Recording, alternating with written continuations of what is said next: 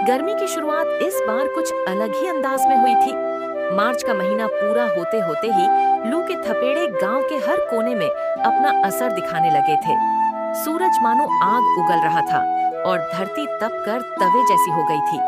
खेत सूख गए थे, तालाबों का पानी सूखकर दरारों में बदल गया था और जानवर बेहाल होकर पानी की एक बूंद के लिए इधर-उधर भटक रहे थे।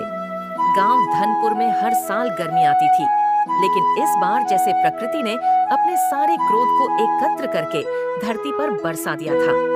इस गांव के बुजुर्ग कहते थे कि ऐसी गर्मी उन्होंने 50 साल पहले देखी थी, पर तब भी कहीं न कहीं थोड़ी राहत मिल ही जाती थी।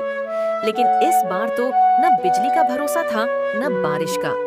गांव का हर परिवार इस झुलसाने वाली गर्मी से जूझ रहा था, लेकिन सबसे ज्यादा प्रभावित हुआ था रामू काका का परिवार।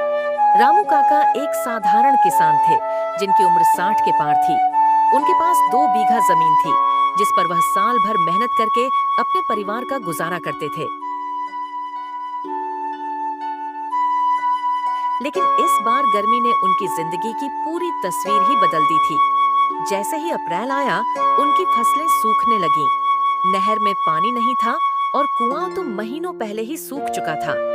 रामू काका हर रोज सुबह उठकर अपनी जमीन को देखते, लेकिन फसलें मुरझाई हुई, जमीन दरारों से भरी और सूरज आसमान में मुस्कुराता हुआ उन्हें हरा देता।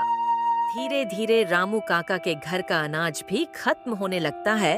रामू काका एक दिन अपना घर के बाहर बैठे थे और वह गीता से कहते हैं, गीता, क्या इस बार हम और गांव वाले अनाज और पानी के बिना ही मर जाएंगे? गीता कहती है, नहीं काका, ऐसा मत कहिए, भगवान हमारी मदद जरूर करेगा। गर्मी से गांव का हाल और भी बेहाल होता जा रहा था।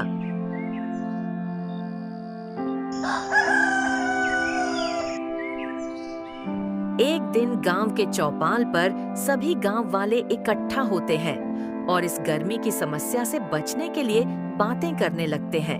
एक आदमी मुखिया से कहता है, मुखिया जी, हमें इस भयंकर गर्मी से बचने के लिए कुछ समाधान जरूर करना चाहिए, वरना सारे गांव वाले फसल और पानी के बिना ही मर जाएंगे। फिर मुखिया कहता है, हम सभी के पास एकमात्र उपाय बचा है, हमें तालाब को साफ करना होगा।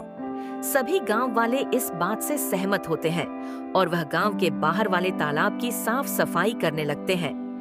उन्हें तालाब की सफाई करने में 2 दिन बीत जाते हैं और तालाब की सफाई लगभग खत्म हो चुकी थी और अगले दिन से तालाब में पानी आने लगता है।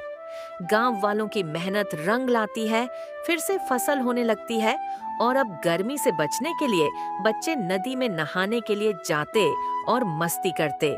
अगर आपको जरा कहानी अच्छी लगे तो एक लाइक करके चैनल को सब्सक्राइब कीजिए।